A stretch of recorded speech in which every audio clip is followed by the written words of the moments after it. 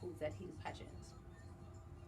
Food That Heal Pageant essentially will look at three categories: a food, a fruit, and a herb that has medicinal benefits or healing benefits. We'll also look at the properties, the components, and the contraindications.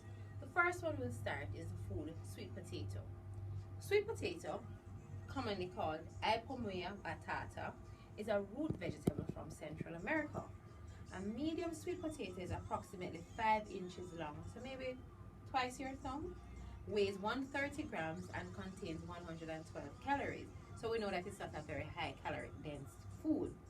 Now, the properties of sweet potato is very important. It has what we call, and it's the main one, anthocyanins. Anthocyanin is the purple pigment on the sweet potatoes, and it's primarily pionidins and cyanidins, which have important antioxidants and anti-inflammatory properties. These are important for the digestive tract because it lowers the risk posed by heavy metals and oxygen radicals. It also has potassium and sodium, and you do know that potassium is essential for electrolyte balance and electrical conduction, especially in the heart muscles. It has 438 milligrams of potassium and in a single serving, and there is 72 milligrams of sodium in a serving. Vitamin A in sweet potato is over 18,000 international units, which is 368% of our daily value. Now, sweet potato provides vitamin A in the form of beta carotene. Remember, beta carotene is also found in carrots and anything yellow. And adding 3 to 5 grams of fat increases your beta carotene uptake. So when you're having your sweet potato, it's essential that you add a little fat to it. So you can saute your sweet potato. And just to go back a little bit, most of the potato that you see here, the purple colored potatoes are the best ones to have. And if you look at the nutritional facts, you can see where you have vitamin A, C, manganese, copper, vitamin B, vitamin B3, 1 and 2, and even phosphorus. So it's highly nutritionally dense. What are the medicinal or healing uses of sweet potato? Sweet potato, the fact that it is high in vitamin C, it reduces homocysteine. Now, homocysteine has been linked to degenerative diseases such as heart attacks and even plaques. And it is coming out more now in clinical trials to reduce homocysteine. The source of vitamin C plays an important role in terms of warding off cold and viruses and flu. And in a society where we know that we're at risk for all sorts of viruses, we need to increase our vitamin C uptake. Now, a lot of people don't know this, but vitamin C is also good for bone and tooth formation, digestion, and blood cell formation. And where we're at risk for any blood type diseases, we need to up our vitamin C. Vitamin C helps with wound healing. Just as it does with increasing the resistance to cold and flu, vitamin C helps with wound healing. And it helps with the collagen, which gives your skin a useful elasticity. So we need to have more sweet potato in our diet. It's also a good source of iron, which helps to support the healthy immune system, right?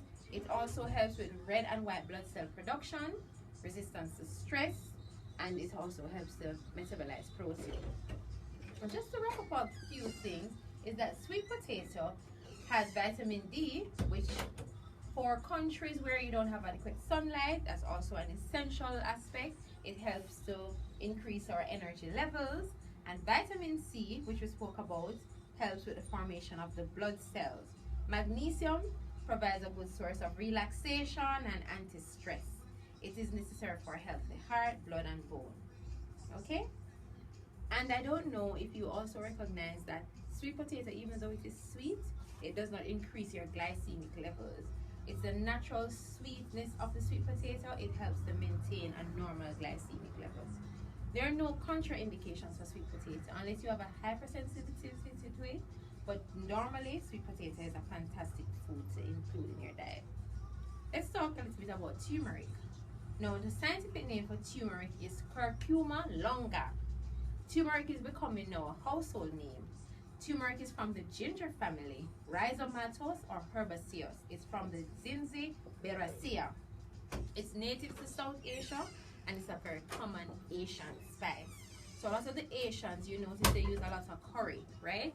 It requires considerable amount of rainfall for growth and temperature of 20 to 30 degrees Celsius. When I was growing up in the country, I would notice that a lot of turmeric would be in the areas closer to the river at my great-grandmother's house. Turmeric has a warm, bitter taste, and it is commonly used to flavor curry products, mustards, butter, and cheese. The root of turmeric is used as a medicine. The turmeric contains a group of chemical compounds called coumaronoids, which include coumarin, and these are all potent antioxidants. It has excellent nutritional facts. It has calories, fat, protein, sodium, carbohydrate, iron, and calcium. Because turmeric or coumarin has both anti-inflammatory and antioxidant properties, it is used in several conditions. So you can use it in arthritis, stomach disorders, skin inflammation, fatigue, respiratory disease, tuberculosis, a host of things. It is poorly absorbed by the bloodstream, that is the coumarin, and so what is important is that you consume a little black pepper, like a dash of black pepper, which increases its absorption by 2,000%. The black pepper which you consume is called as pepperine, and essentially that is what helps with absorption. How do you give turmeric? As a stimulant, you can give 0.5 to 3 grams a day. When you want to prevent ulcer, it can be 3 to 6 grams a day. Higher doses of coumarin can basically cause GI disturbances. And we're wrapping up now. Coumarin is contraindicated in pregnant women because it can induce abortion and it can stimulate menstruation.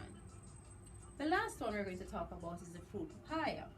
Papaya is Carica papaya, papaws or papaw as it is called, and it is one of 22 accepted species of the genus family. It is normally grown in tropical climates, and Christopher Columbus calls it the fruit of angel because it tastes so good. Papaya has 59 grams of calories, carbohydrates, fiber, protein, vitamin A, C, potassium, and in fact, it has trace amounts of calcium, magnesium, and vitamins B1, B3, E, and K. Now, papayas also have antioxidants called carotenoids, and they are high in lycopene. So, what is important is that the papain in papaya breaks down tough protein chains found in meats. And what this does, it helps to tenderize the meat.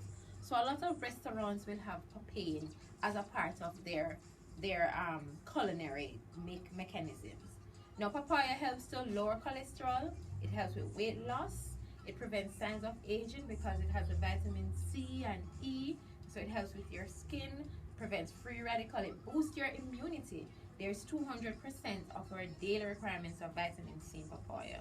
It has been shown to prevent cancer and also good for diabetes. And if you think about even the eyes, it's also useful there. And a lot of surgeons in hospital will use papaya to help with wound healing. It reduces stress. And what we see with the wound healing is that in Gambia, because it contains the papain, it helps with growth and improve the quality of scar tissue. And this was a study done in 2006 by Natsoa et al. That in Gambia, that the pediatric burn patients also had benefits from papaya. There are some cases though that you cannot use papaya. If you're having a severe allergic reaction, it cannot be used.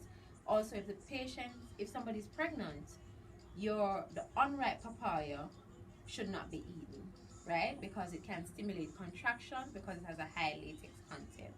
And there are parts of it, the plant in the seed, that may cause poisoning at higher doses. So that's essentially what we have learned from the three main food, fruits, and herb that I have done today. I hope you found it beneficial. Thank you. So then the lecture was going low.